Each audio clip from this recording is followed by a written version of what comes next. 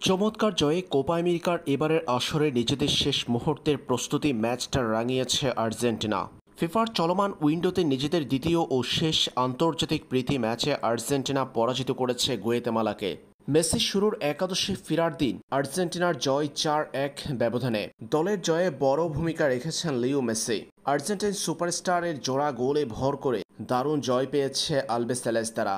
গুয়েতেমালার বিপক্ষে ম্যাচ জুড়ে বল দখল ও আক্রমণে আধিপত্য দেখিয়েছে বর্তমান বিশ্ব চ্যাম্পিয়ন ও কোপা চ্যাম্পিয়নরা। পুরো ম্যাচের ৭২% বল দখলে রেখে প্রতিপক্ষের জালে ১৯ শট নেওয়া আর্জেন্টিনার ১০টি রেখেছে লক্ষ্যে।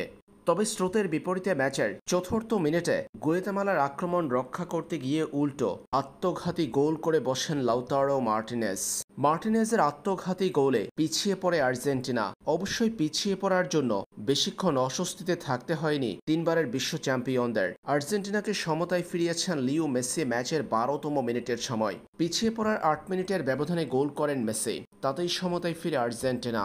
প্রথমার্ধে এরপর ম্যাচের ৩৯তম মিনিটে লাউতারো মার্টিনেজের সফল স্পট কিক থেকে গোলের মধ্য দিয়ে এগিয়ে যায় আর্জেন্টিনা। প্রতিপক্ষের জালে ১ গোল করা লাউতারো মার্টিনেজ এর আগে নিজেদের জালে করেছেন ১ গোল।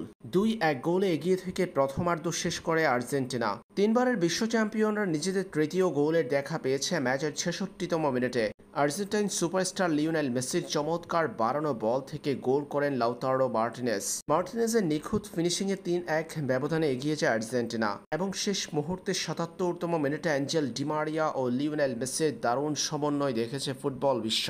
ডিবক্সের সামান্য বাহির থেকে প্রতিপক্ষের ৫-৬ জন ফুটবলারকে বোকা বানিয়ে বল ডিবক্সের ভিতরে প্রবেশ করিয়ে দেন অ্যাঞ্জেল ডিমারিয়ার কাছ থেকে আসা বলটি নিয়ে নিখুঁতভাবে জালে প্রবেশ করান লিও মেসি। তাতেই ৪-১ ব্যবধানে এগিয়ে যায় আর্জেন্টিনা। নিজের দ্বিতীয় ও দলের চতুর্থ গোলটি করেন মেসি। কোপার আগে চমৎকার জয়ে আত্মবিশ্বাসটা কয়েক গুণ বাড়িয়ে নিয়েছে আলবিসেলেস্তারা।